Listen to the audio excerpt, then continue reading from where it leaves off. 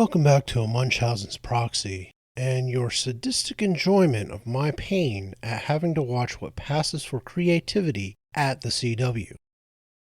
This week, I realized that the writers are incapable of writing organic drama without their characters being complete morons. But we will get to that later. For now, let's get into this week's slightly tardy spoiler review for episode 5 of Gotham Knights.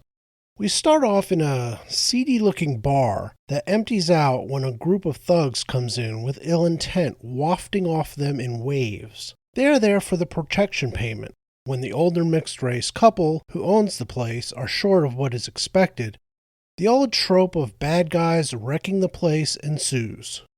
Because nothing stimulates the business that is expected to pay protection like having the thugs/protectors hanging around menacingly, scaring the paying customers away, and smashing up the place, thereby requiring the owners to spend money they don't have to replace all the that was smashed up by the MBA students doing the smashing. To add to the stupid, they torch the place. And since the brainlets running this show are not done showing they learned their craft from Captain Obvious, the flames burn a newspaper with Harvey Dent on the cover in just such a way as to only burn half of Harvey's face. You get it? Do you get it? It's because Harvey Dent is Two-Face. Get it? Moving on. We then have Robin stopping her alarm clock and trying to go back to sleep. Mom comes in, however, to hand her a cup of coffee, wondering why her daughter needs coffee to wake up. Robin dodges nimbly by blaming her academic overachievement. Then Mom notices her dirty boots, and Robin comes up with a seriously lame-sounding story about volunteering to help the agricultural club right after just saying her academic overachieving was depriving her of sleep. But Mom is as retarded as the rest of this cast, so they proceed to talk about Parents' Sunday luncheon at the school. But Mom is supposed to work. Now, pay attention to this part, because it comes up later, and I don't think the writers or showrunners read or watch their own retarded show. Because Mom says she will switch shifts with someone in order to make it to the luncheon. Robin tells her not to worry about it, since it will just be the same boring thing it always is. Mom tells her that she will definitely go, because she does not want to get the reputation of being an absent parent in her child's academic life. And since this is a CW, where it is mandatory to waste airtime with validation and talking about feelings, Robin gives her mom some validation and tells her she is a rock star parent.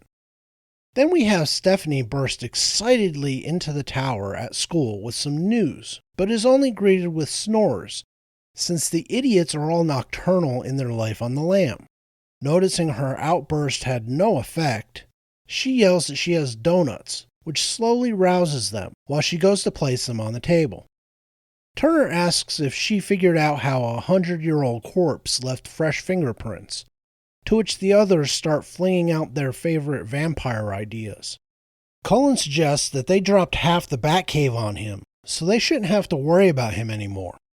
Turner points out he is 130 years old and still in fighting shape, so who knows what he can survive.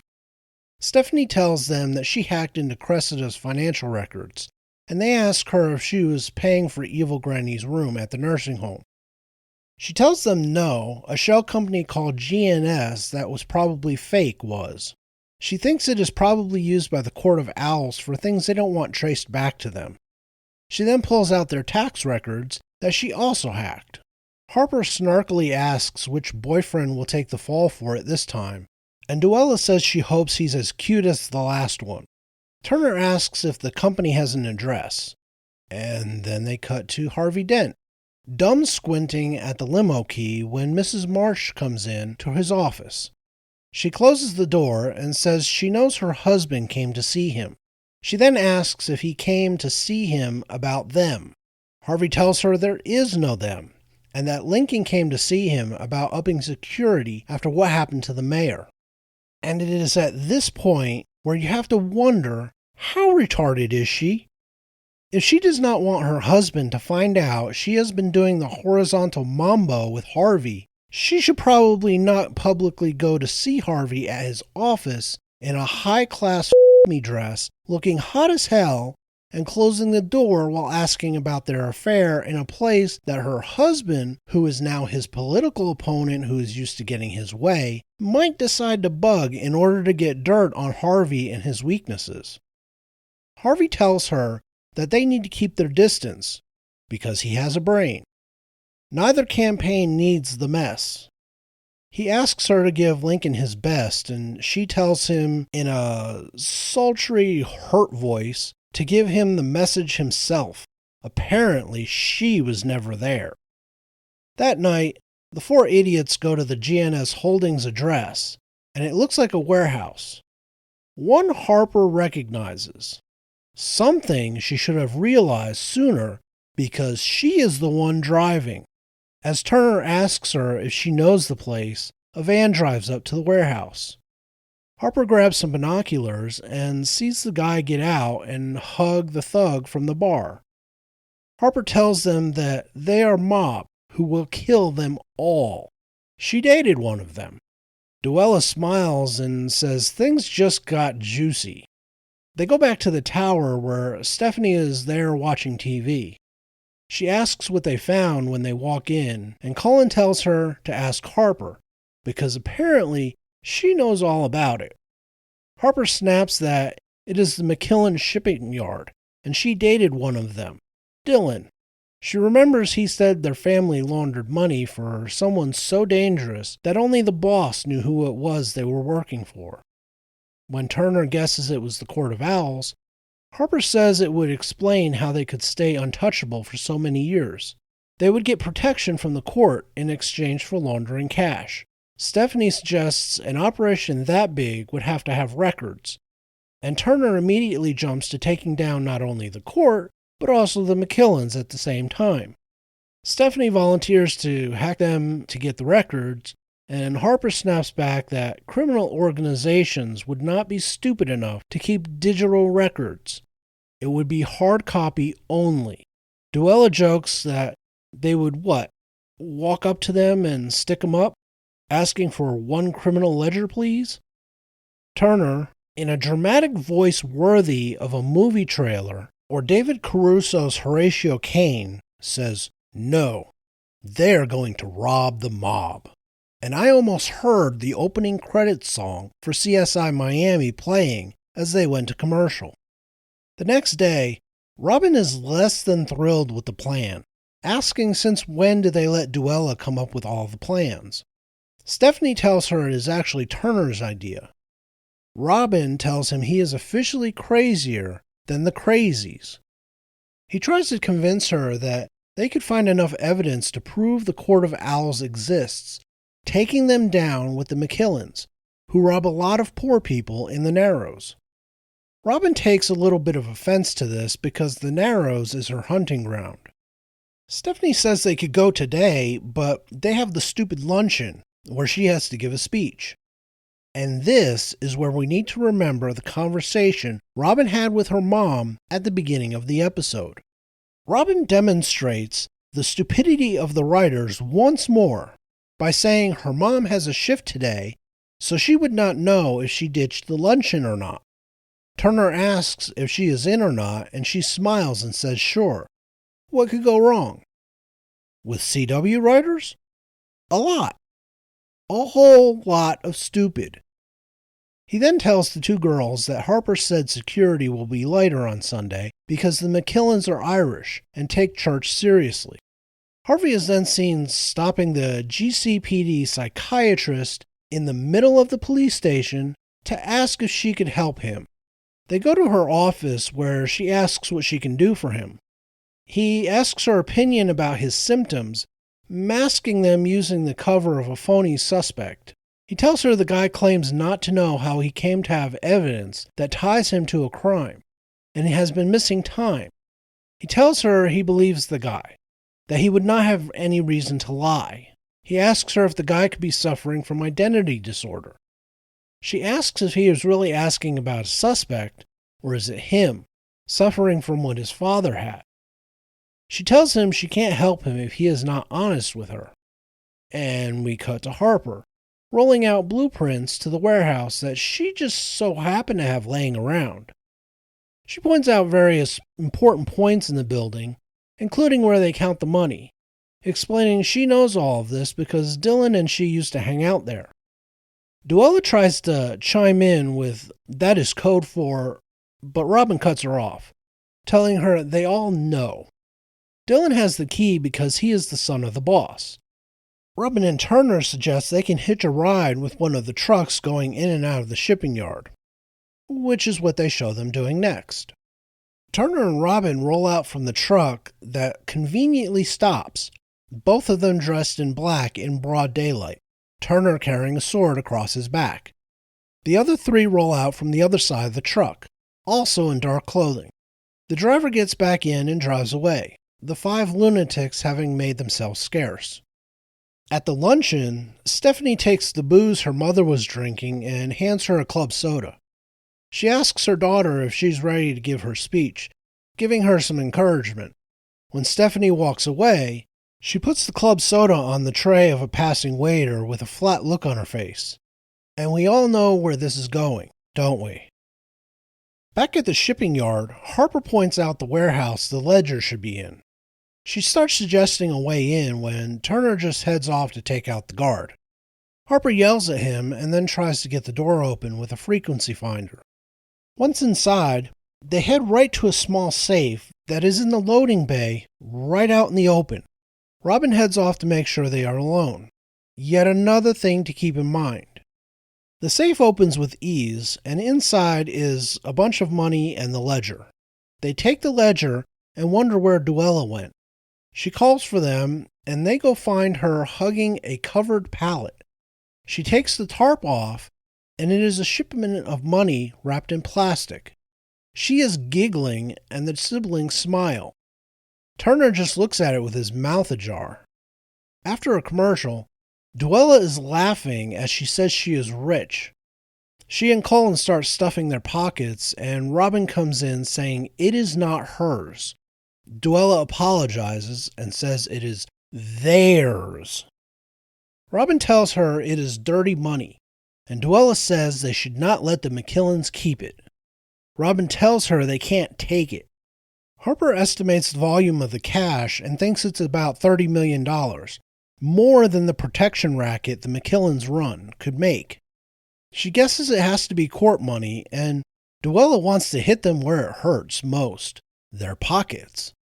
Turner says they can't leave it there and asks Robin what they should do with it. Which is, of course, when the bad guy Robin was supposed to make sure was not there comes around the van with a gun, saying that the real question is what he does with them. Harper moves around so he can see her, and he's surprised, saying her name with shock. She smiles and asks how church was. And because the editor of this show still has not switched to weed instead of meth, we cut to Stephanie giving her speech, and anyone with a brain knows that at some point, Mom is going to embarrass the crap out of Stephanie. As she gives her speech, she sees her mom swilling booze at the back, making Stephanie stutter in the middle of her speech before powering through. But then we cut to Harvey, still laying it all out for the GCPD head shrinker. He is asking her why he has the limo key and why he woke up in City Hall with no memory, which means he has no alibi. She asks him which is more likely, that he has a homicidal alter ego who assassinated the mayor in the most Byzantine manner possible and neglected to remove the one piece of evidence tying him to the murder, or that the car keys of a man he works with on a daily basis accidentally got mixed up with his own. Personally, I think the shrink is being generous with those options, but we will go with it for now. Harvey decides she is probably right, and she tells him that what he is really worried about is becoming like his father, who brutalized him for years. he still worries about what he could be doing in those gaps in his memory. She asks what he means, and he explains who his father was, both an abusive monster as well as a warm and loving father with no memory of brutalizing his own son. She tells him that just because he is experiencing memory loss doesn't mean he inherited it from his father, especially since it usually manifests at a much earlier age. He would know if he had it. She suggests his brain is shutting down itself to protect him, and then she contradicts herself by saying that it is nothing to worry about, not wondering what exactly it's protecting him from. She then gives him a prescription for some anxiety pills. Back at the speech, Stephanie wraps up and Mom gives a nice redneck woo. As she heads over to take Mom's booze away again, she is intercepted by the obviously present Robin's mom, who asks her if she has seen her daughter because she can't find her. Stephanie promises to send Robin her way if she sees her. She then turns away to text Robin to let her know Mom showed up, like she told Robin she would at the beginning. Robin's history teacher then comes up to Mom and rats Robin out, telling Mom that absence has become a bit of a pattern with her lately, which is, of course, news to Mom. Back with the idiots, where Harper is running her mouth in hopes of getting them out of trouble with Dylan and his mob family. Dylan, however, is not buying her bullshit. He is a little pissed at her for pulling a job for them and then splitting with the cash, which is also news to Colin. Harper immediately changes track and becomes contrite, talking about their relationship. Colin tries to explain she has an abandonment issues, and Dylan wants to know who the hell he is. Colin gives him and her a strange look and says he is her brother, and Dylan is shocked and pissed that she is so closed off as to never mention siblings. He then says that it is nothing the reward money can't fix, getting on the radio to announce he caught Bruce Wayne's killers. And only then does Robin pull out her gadget and knock his gun out of his hand as the thugs approach the warehouse. Turner knocks him out and Robin thanks him because she was getting tired of listening to him. Something she could have stopped before they cut to commercial, and definitely before he announced their presence on the radio, summoning the requisite gang of obliging stuntmen for them to fight, instead of knocking him out before that and getting away with none the wiser. Said gang of stuntmen call on the radio, wanting him to open the door as they bang on it. Harper jams the frequency of the door so they can't open it, and Turner tells her to do the same for the other doors. Duella says great, then they can't get out either. Another commercial cut, and we come back to the idiots waiting for the gang to break through the flimsy door. Duella gets on the radio and suggests that if they don't want to explain to the boss why his son was roasted over a bonfire of cash, they should back the hell off. They stop the banging. Our intrepid band of dolts realize that won't stop them long, but Colin figures it is just long enough for the insertion of feelings and agenda, so Harper takes them both to one side so she can explain working for the mob without telling him. Robin also takes this moment to find out her mom showed up to the luncheon like she promised she would. Harper tells Colin that it was a year ago, and they needed the money. Colin then gets pissy because she was upset over the idea of sending him into GCPD on the grounds that it was dangerous. And then we go off into Agenda Land, when Harper tells Colin that she did the job so they could get Colin's breast removal surgery, which of course stops Colin cold, saying he thought she took the money from their father. Harper tells him that she was not honest with him because she knew this would be the reaction. Back to Boozapalooza, and Stephanie's mom is sloshed, and it is time for the mortification scene. Stephanie's mom is regaling her classmates with stories of what she was up to when she was in school while imbibing more booze. I figured she would wind up doing something to completely embarrass her daughter way back when Mom first showed up on screen. Stephanie tries to guide her away from the group of teenagers, hearing things they probably shouldn't about her mother. She takes the booze away from her mother again and tells her it is time to go home. Mom tells her she is just having fun. Her friends are so nice, especially that Brody kid. Then she says he is much better than that Turner kid who had his own father killed. Stephanie tells her that she will call her a cab.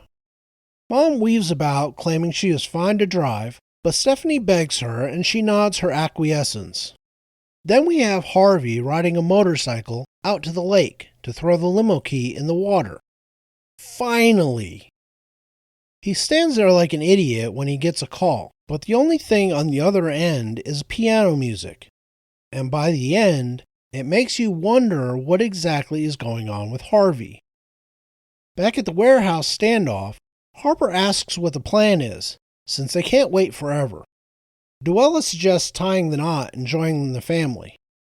That is when Robin gets a call from Mom. Duella tells her not to answer it, but she does, so her mother doesn't know anything is up. She tells her mom she is with a study group, which is when the banging starts again and the leader gets on the radio to threaten them again. She tells her mom it is just one of the guys who is passionate about the IRA. Mom tells her she had better be home when she gets off her late shift. The siblings are looking out the window when the police show up. Cullen asks if things just got better or worse, and Harper tells him that the McKillens have cops on the payroll. It is confirmed when the thug leader shakes hands with one of the cops, which is when we cut to commercial once more. When we come back, the police are gearing up for an assault on the warehouse. One of the cops gets on the loudspeaker and tells them they can do it the peaceful way or the fun way. The cops hotwire the door and it goes up, the thugs streaming in. When they get in there, they see the pallet on fire. The cops put out the fire and they realize it is just a stack of newspapers. That is when the van lights go on and the idiots go zooming out of the warehouse. Police cars go in pursuit. Back in the warehouse, they take the tape off of Dylan's mouth and he tells them they took the money. In the van, Harper is driving around the shipyard trying to get away. Duella tells her to take it easy. She wants to be alive to spend some of the money. Harper tells her to inform the cops of that. Turner asks her to just floor it, and Cullen asks what is going on. Harper tells them that the police are gaining too fast. Robin says if they can't speed up, they will have to slow down the police. She opens the back of the van. Now, at no point in this episode did she have her mask on, so both Dylan McKillen and the police have seen her face. Oh, and probably the dash cams on the police cruisers that are chasing them. She starts chucking money out of the back of the van to Duella's protests. Turner joins in. People in the streets start crowding around to pick it up. Duella grabs the last bag of money, but Robin and Turner take it away from her and chuck the cash. Cars stop so the drivers can get their share, blocking the police cars and allowing them to escape. They celebrate the getaway. That night, the news reports on the cash dump, including a bad interview with the bar owners from the beginning. They spill the beans on the McKillens' protection rackets, saying it got worse when Batman died. The reporter says Gotham has new knights as the idiots watch in the tower. And the reporter was sure to get a little Marxism in there as he talked about the new Gotham Knights being one step closer to ending the McKillens' reign of terror. Cullen turns it off and asks if that just happened. Duella says, "Yup, all those people got our money." Harper muses that the people think they did it out of the goodness of their hearts. Cullen wonders that they actually called them Gotham Knights. Of course they did. That's the name of the show. But never mind. Harper tells him that she'll take that over Bruce Wayne's killers. And Turner wonders what will happen when they realize their new heroes are their most wanted fugitives. Then we see Robin scurrying in her window from the fire escape, slip off her boots, and jump in bed as her mother comes home, calling for her. Mom comes in and sees her in bed. How she does not wonder at Robin's elevated temperature when she smooths the hair off of her forehead is beyond me. She tucks her in more and then turns off the light. Over at the Brown residence, the exact opposite is going on. Stephanie comes home to find her mother passed out in the middle of a disaster area. The place is torn up and booze and pills are on the table. She covers her mom and walks out. Back at the tower, Cullen is sitting in the big round window and drawing Gotham Knights over the Gotham skyline. Harper comes up and says his art is awesome. Cullen tells her he had no idea how much she risked, and she explains that is why she kept it to herself. She knows how hard his life is, and Cullen tearfully thanks her. They joke, and then Cullen tells her Dylan was right about one thing. She should not close herself off from everyone. She should find happiness. Downstairs, Duella tells Turner that she does not totally loathe the new Bat Brat. Turner asks why she is studying him enough to come to that. She tells him she watches everything. She likes the Turner working without restraints and out of his comfort zone. He tells her that maybe Harper is right and he is just getting careless. She suggests that it was because he was betrayed, that it is always those in front of you that turn on you. He says if that means not playing by the rules anymore, count him in. Duella agrees, telling him that the people who rule Gotham don't play by the rules, so why should he? Then he returns to his Court of Owls obsession, and that is when Harper comes down saying they have a problem. The McKillens were moving a crap load of cash, but the ledger won't do them any good because it is all numbers.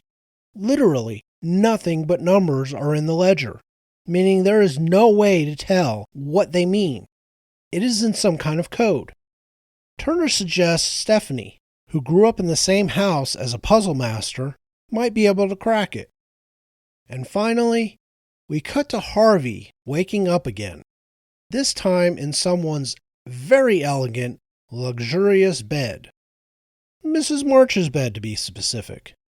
She comes in, telling him he has her vote, and that her husband is coming back, so they only have an hour. He tells her that they can't do this again, and she asks him what, allowing him to boink her whenever he calls and calls and calls? Then she walks out of the bedroom, saying she can't be in two bad relationships. He scrambles over to his phone and sees he called her multiple times. And that was it. There was so much wrong with this episode, it felt like the writers were trying to outdo previous episodes on purpose. And it started with the opening scene. Hollywood really needs to rethink this whole idea of people who collect protection money wrecking businesses they are trying to squeeze money out of. Does it happen? Probably. Street-level criminals are not MBA grads after all.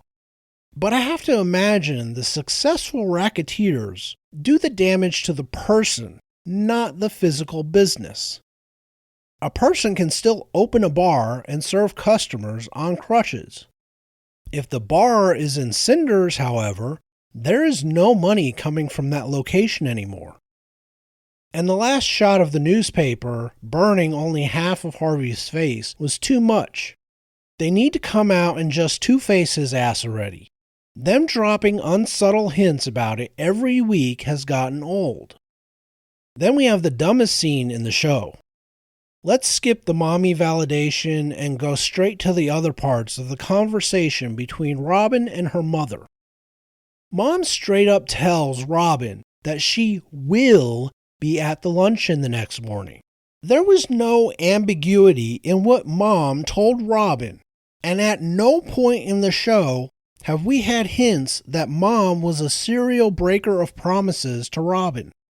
So what the hell made Robin think she could go off and rob the McKillens with the idiots and her mom would not find out that she was not at the luncheon? It is like one person wrote the opening scene and then showed it only to the actors in the scene. Then somebody completely different wrote the other scenes with Robin's mom and did not show the first person. And nobody, not actors, not directors, not editors, nobody caught it after shooting. How? Moving on. When Stephanie shows up with donuts and hacked financial records, how does Harper not recognize either the name GNS or the address until they get there to the warehouse?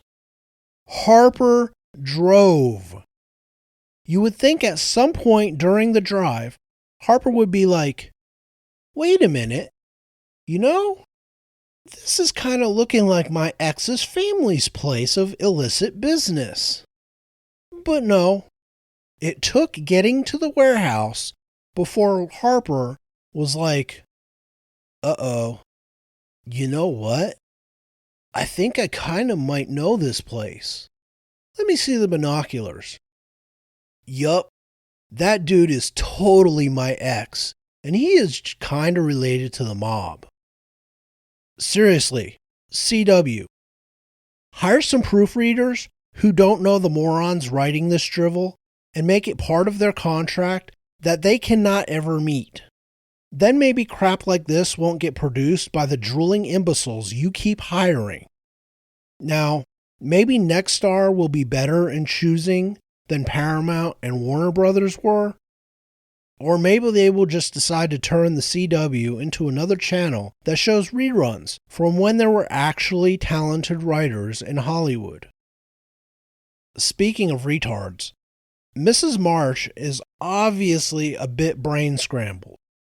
If she's trying to keep her relationship, whatever that relationship is given Harvey's mental state, a secret, showing up to his office looking hot to trot and then closing the door so you can talk to him is not the way to do it, especially since it is not unknown for political rivals to bug offices and subvert staff to get an edge come election day. The writers also need to get Turner a hobby besides obsessing over the Court of Owls. Every answer to every question cannot be the Court of Owls. Just because the McKillens are laundering money does not mean they are doing so for the Court of Owls. There is a lot of dirty money floating around Gotham. The fact that he is probably right is just bad writing. There was never any other possibility in this story. They weren't going to get the records and find out, oh, he was laundering money for the Joker. Or, oh, he was laundering money for the Penguin. Also, Stephanie got caught hacking once, thereby requiring her to go to a ball with Brody, who took the fall for it. Why is she still hacking everything in Gotham like there is no possibility of her getting caught again? And because this is the CW, you know she won't until it is time for her to be the focus of a kidnapping storyline where somebody takes her for those skills. The others will work to rescue her, and when they arrive, she will have rescued herself. Because stunning and brave or something. The next day, when they decide to rob the McKillens, Robin is at first aghast at the idea, then jumps right in with a smile. What the hell? What exactly changed her mind? Especially since she is supposed to be going to an event that her mother specifically said she would be attending. Someone who has been helping Batman fight crime would not be so absent-minded as to forget such a conversation the day before. Such mistakes get people killed. Or grounded. Then we have Harvey stopping the GCPD shrink in the middle of the police station. Why? What he has to discuss is kind of sensitive in nature. Would it not be better to simply follow her back to her office discreetly, since that was the direction she was heading in anyway, and go in there before broaching the subject? And when they get into his problem, she is way too airily dismissive of his concerns, especially for a police psychiatrist. Then we have the idiots planning the break-in. Where the hell did Harper get the blueprints of the warehouse, especially so fast. They just found out the day before that they might want to break in there, so she couldn't have had them. And finding blueprints on some random building and then breaking into the office that has them is not something you do without at least some significant research and planning. The luncheon scenes were predictable and lazy. Of course, Stephanie's mom is going to get sloshed and embarrass her before going home, and either trashing the house on more booze and pills or trashing Stephanie. Given Stephanie tends to hang out with the idiots until she is sure her mom is passed out, the house it is. Now, the embarrassment part was quite tame. Simply talking inappropriately to her daughter's classmates. Mortifying, but survivable.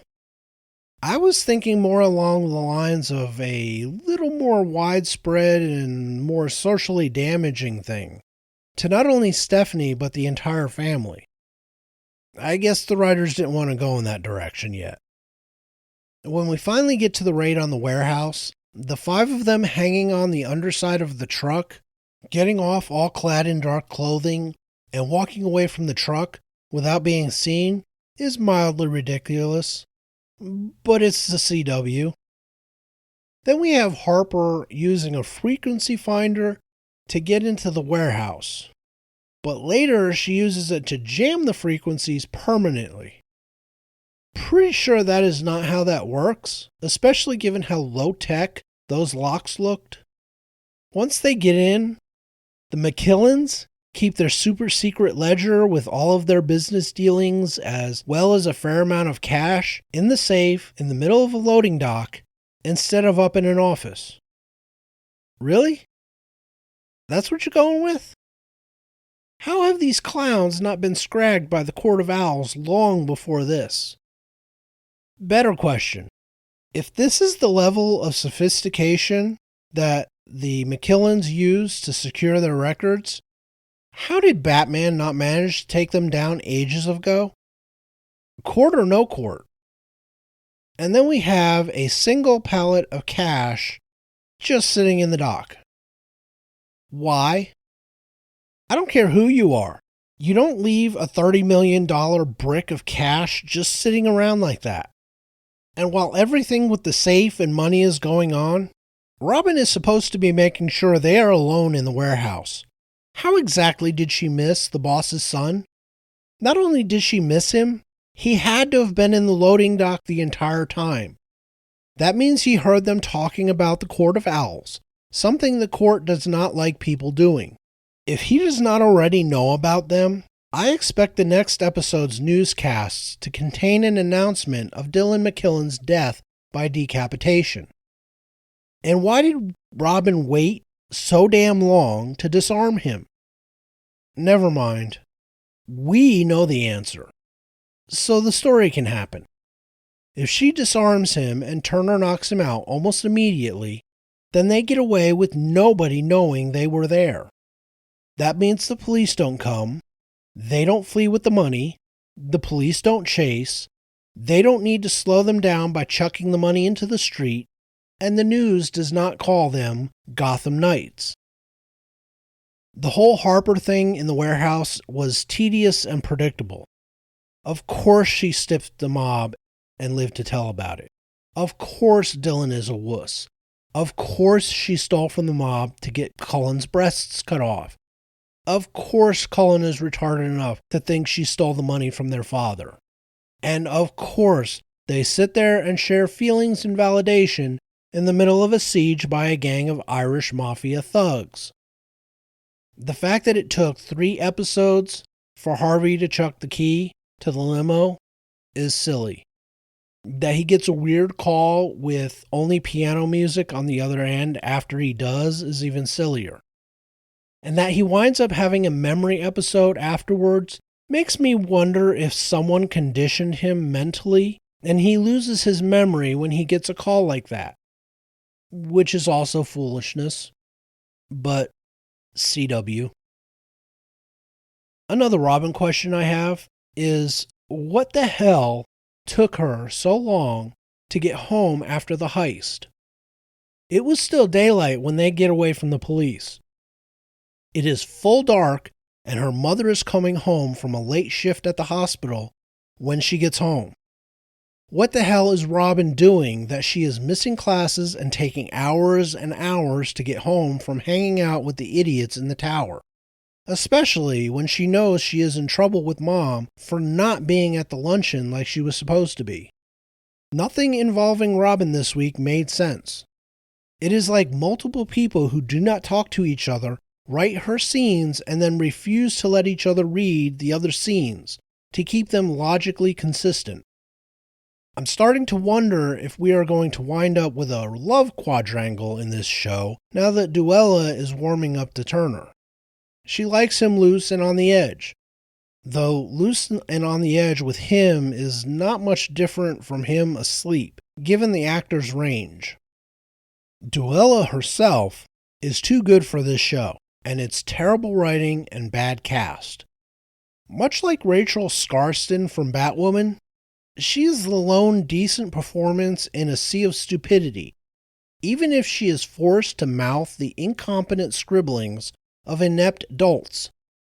That Turner was trying to stick to the rules until Duella tells him not to is ludicrous given his situation, especially when his adopted father was a rule breaker who ran around in a bat costume as a vigilante.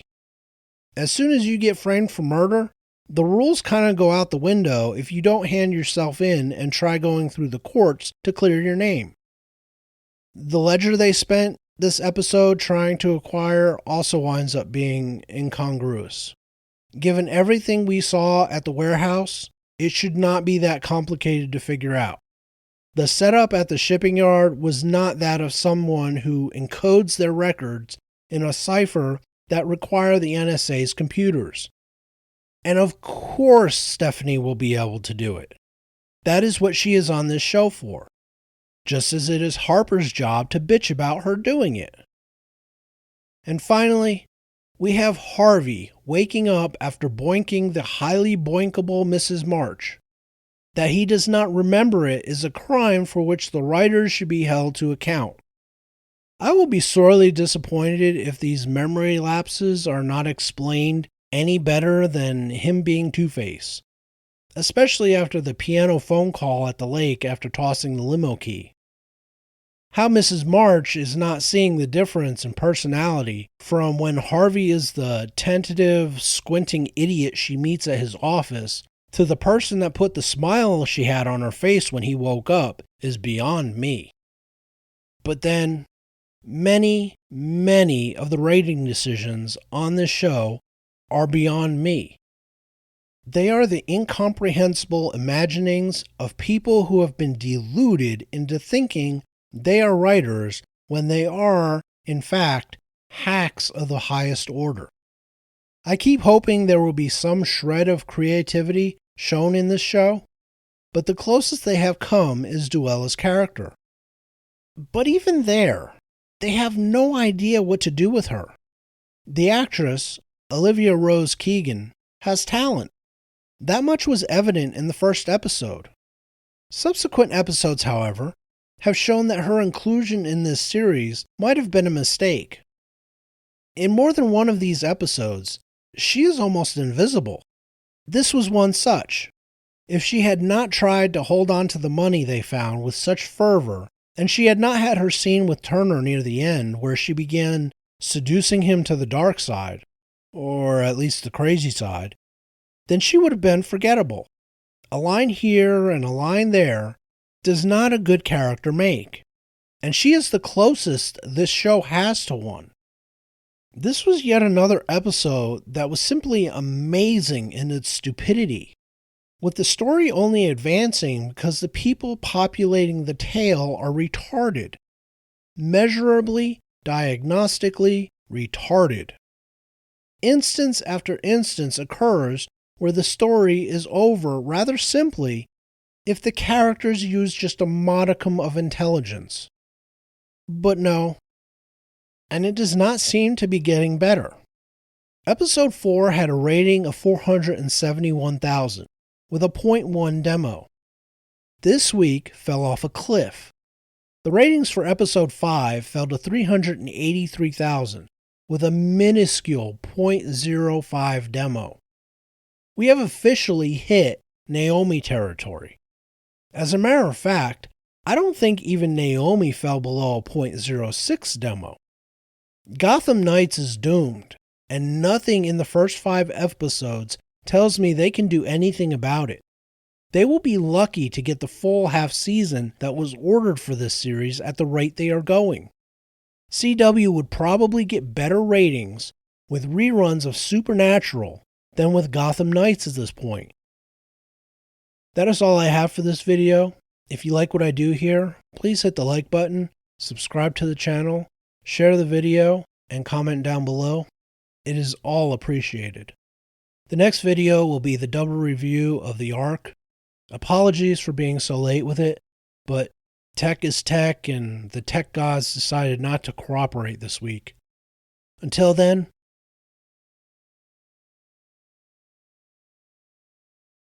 tschüss.